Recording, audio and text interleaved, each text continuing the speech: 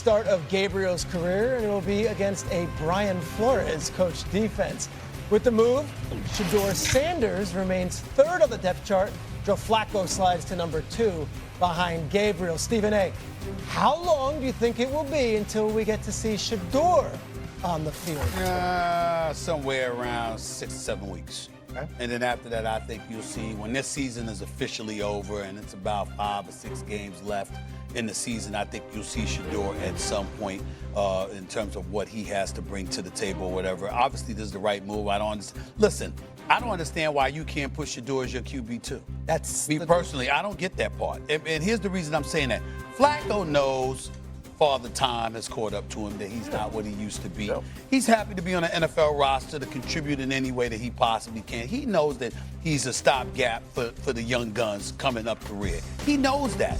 So there's nothing wrong with putting him at the QB3 spot. He's there as a security blanket to some degree. He's not what he was just a couple of years ago when Deshaun Watson went down and he guided the Cleveland Browns to the postseason before they lost to the Houston Texans. He's not what he used to be then, okay? But still in all, he still belongs on an NFL roster because he brings a lot to the table in terms of helping youngsters on the come-up. So I don't know why they don't have him at the QB3 and Shedeur at the QB2. I think that's trying to send a wrong message to a lot of folks. Maybe they don't want folks clamoring for Shedeur prematurely or whatever. But in the end, the bottom line is this. I think it's clear, unless Dillon Gabriel just plays lights out and Cleveland is challenging for a postseason berth, which I don't see happening with that offense, which is ranked 31st and second to last in the league and 30th in their running attack, okay? I don't see that happening. If he played lights out, it would be different. But because I don't see that happening, I think around week 12, week 13, we can expect to see Shedeur Sanders. I agree with you, Stephen A., with a little bit of apprehension because I think it's so petty that he's the number 3 quarterback still. We know the inevitable. We knew the inevitable about Joe Flacco starting the rest of the season. We were talking about in the preseason who would be QB2. After the Shedeur Sanders performance, I said it should be a competition for who the backup is. The Friday night performance. The Friday night performance. Yep. And then Dillon Gabriel played later after he got off an injury, and he was solid in his preseason debut. But ultimately, to have Shedeur Sanders at number 3 to me feels like it's not about football. Because you know Joe Flacco, Joe Flacco is giving you the sample size to know that he's not going to be on the field. So you got 2 young quarterbacks that you drafted, that's been in your system now for about 5 or 6 months, that you see development. And Mad Dog, here's the thing. If you're telling me that throughout the limited reps that Shedeur Sanders has got, that he's still not good enough to be your backup quarterback once you get off of your veteran starter, then that's an issue. And you know that he can't play for you. But if you have him number 3, because of anything else, the illusion of people calling for him or thinking that him being the second quarterback on the roster is going to put pressure on Dillon Gabriel and some sort of culture is going to happen, that's absolutely wrong. If you don't think the kid good enough to be your second string quarterback, that's a completely different conversation. But the point is, and it still remains, that those 2 are in a better position for you to see what you have than Joe Flacco. So this is what the Cleveland Browns are telling us. Dillon Gabriel doesn't play well, like Stephen A. said, 6 or 7 weeks. You going to bring Joe Flacco back?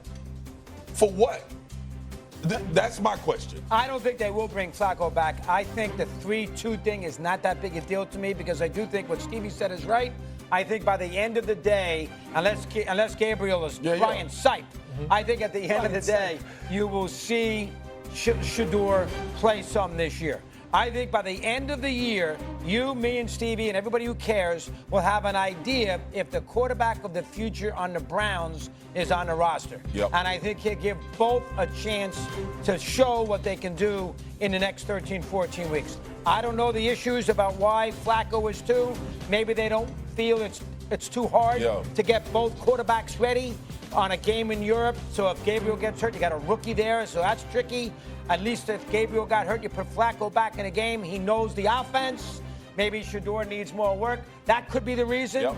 I am going to trust Stefanski. I think Stefanski's a good man. I think he's a pretty good coach. He hasn't had a lot to work with.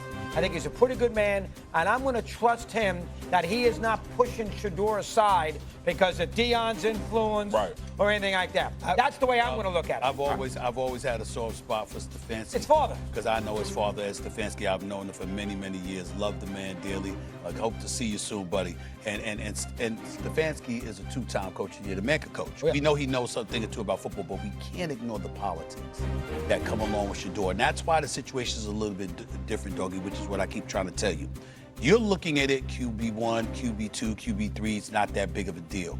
Well, it also wasn't a big deal that the average quarterback would go in the 4th round or the 5th round. In Shedeur Sanders' case, 144th overall, it mattered. Yep. You know that, Peter. You know that, Swag.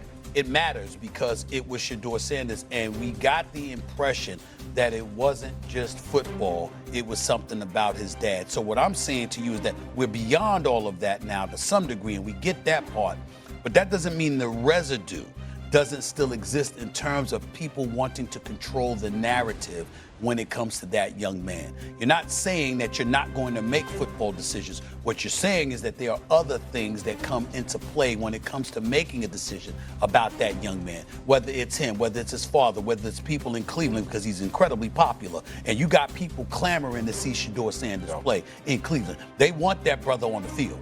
They want to see what he has. And so you want to diminish or offset the pressure some degree from an organizational standpoint where they're pushing and clamoring for you to put him on the football field. You want to ward off of that because you want to make sure you're running your shot and the fans aren't. Those kind of things come into play in this particular situation. From a football standpoint, you're absolutely right. QB2, QB3.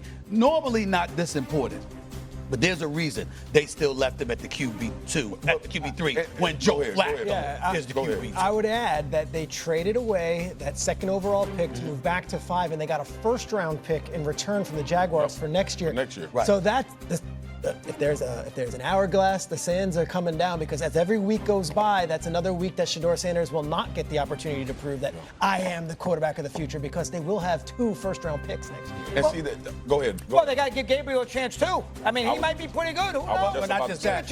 I just got to know that he played 64 games over 6 college seasons for 3 different programs, all right? And he turns 25 in December. So he's an elder in terms of a guy coming into the league. He's got experience and whatever. You give him, but he's your QB1. That's why he's your starter. So we get that part. Nobody's questioning that he deserves this opportunity to start. What we're saying is it's clear that Shedeur should be a QB2. Why are you acting like he should be the QB3 behind that's Joe my Flacco? point. Like, you pull Joe Flacco for development now. You're telling everybody we're trying to develop and find out who our quarterback could potentially be. So him not being number 2, when we in a game situation and 3 quarterbacks in the game, and you go back to Flacco, you are literally stunting the development of a guy that we may think could be the starter for your football team. That's where I am with it. Now, I'm like you in this sense. I'm apples and oranges, right? If you ain't good enough, you shouldn't play. Absolutely. Like I don't